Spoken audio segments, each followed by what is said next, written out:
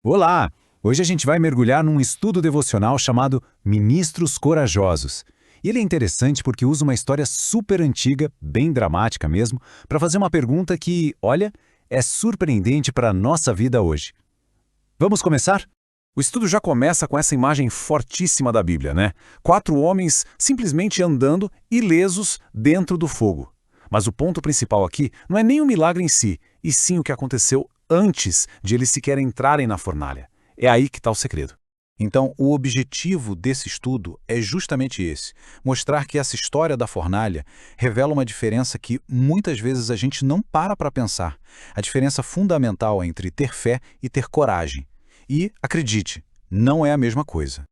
Ok, vamos começar preparando o cenário. A primeira parte do estudo se chama Uma Fé Diante do Fogo, e ela nos coloca bem no meio do conflito. A situação era literalmente de vida ou morte. Pensa só, o rei mais poderoso do mundo da época dá uma ordem bem clara: ou vocês adoram a minha estátua ou vão queimar. E aí 3 homens se recusam. Eles afirmam que confiam que Deus pode livrá-los. À primeira vista parece uma declaração de fé bem direta, né? Mas a chave de tudo está num detalhe que eles adicionam. E aqui está o ponto crucial de toda a análise. A declaração deles não era só Deus vai nos salvar. Era Deus pode nos salvar, mas, mesmo que Ele não faça isso, a nossa decisão não muda. Essa pequena, mas poderosíssima condição, gente, ela muda tudo. E isso nos leva direto para a distinção central que o estudo devocional faz. Vamos ver como ele separa a ideia de fé da simples expectativa de que algo aconteça. O que esses 3 homens mostraram, segundo o texto, não era só fé num resultado específico, tipo, no milagre. Era uma fé na soberania de Deus, ou seja, na sua autoridade e na sua sabedoria, independente do que acontecesse no final. O legal desse slide é que ele deixa essa diferença bem visual. De um lado, a gente tem a fé que foca no resultado, no milagre. É uma confiança que, no fundo, depende de Deus fazer o que a gente espera. Do outro lado, tem a fé na soberania, que foca na pessoa de Deus. A confiança que é incondicional. A pergunta muda de será que ele vai fazer isso? Para ele é bom, não importa o que aconteça. E isso levanta uma questão muito real e às vezes bem dolorosa que o estudo não ignora. O que acontece com a fé quando o resultado que a gente tanto esperava simplesmente não vem? É exatamente aqui que a análise muda o foco. A gente sai de uma discussão sobre fé para entrar no que o autor identifica como o verdadeiro problema, a coragem. O estudo então pergunta: se ter essa fé na soberania de Deus é o ideal, por que é tão difícil viver assim? Qual é a nossa maior dificuldade? E a resposta, segundo essa análise, é surpreendente e vai direto ao ponto. O problema principal não seria a falta de fé, mas sim a falta de coragem.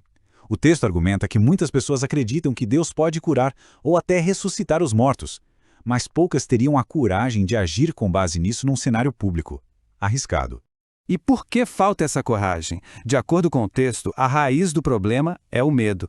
O medo de expor a nossa reputação, de parecer ridículo, de falhar na frente de todo mundo. É o medo do que os outros vão pensar se o tal milagre não acontecer. Então, como a gente desenvolve essa coragem?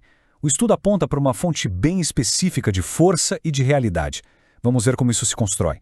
A solução que o estudo propõe é se ancorar numa realidade maior. No meio de toda a incerteza e medo, o texto afirma que a palavra de Deus é o único fundamento realmente sólido. É a partir dela que a coragem pode nascer. O processo, então, seria mais ou menos assim. Primeiro, a gente reconhece que precisa de coragem. Segundo, entende que cada ato de obediência a uma direção clara de Deus, um assim diz o Senhor, é como se fosse uma declaração de que a realidade dele é mais real que as nossas circunstâncias. E por fim, é confiar na fidelidade de Deus para cumprir o que ele prometeu.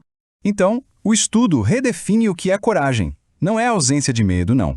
É um ato de afirmação. É agir com base no que se acredita que Deus disse, confiando que ele vai sustentar a própria palavra. A coragem, nesse sentido, vira a manifestação prática daquela fé na soberania de Deus. E essa análise termina com uma pergunta muito poderosa e pessoal. Ao refletir sobre essa diferença entre fé e coragem, e sobre a fonte da verdadeira coragem, o estudo deixa essa questão no ar para a gente pensar. Em que área específica a fé de alguém precisa ser acompanhada por um ato de coragem? Uma pergunta que, com certeza, ecoa muito além daquela história antiga.